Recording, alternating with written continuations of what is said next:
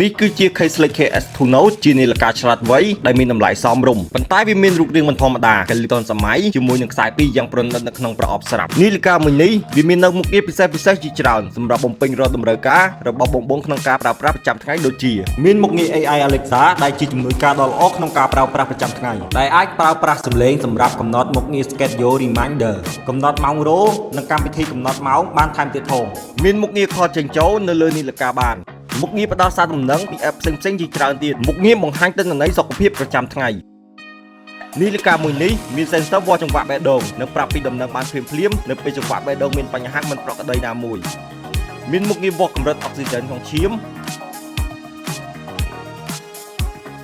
ហើយមុខងារកីឡាមានរហូតដល់ទៅ100ប្រភេទដែលសំខាន់បំផុតសម្រាប់អ្នកដែលស្រឡាញ់សុខភាពនិងការហាត់ប្រាណមុខងារតាមដានភាព stress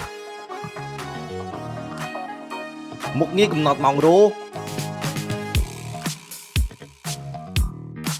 អាចផ្លាស់ប្ដូរឬផ្អាកបទចម្រៀងមុខងារស្វែងរកទូរស័ព្ទមុខងារបង្ហាញអាកាសធាតុថ្មកាន់បានយូរអាចផ្លាស់ប្ដូរមុខនាឡិកាបានជាង200ប្រភេទនិងអាចតាំងរូបខ្លួនឯងបានសម្រាប់បងដែលកំពុងស្វែងរកនាឡិកាឆ្លាតវៃមានតម្លៃសមរម្យមានមុខងារពិសេសជាច្រើនសម្រាប់ប្រើប្រាស់ប្រចាំថ្ងៃ Case Slick KS2 Note គឺស័ក្តិសមបំផុត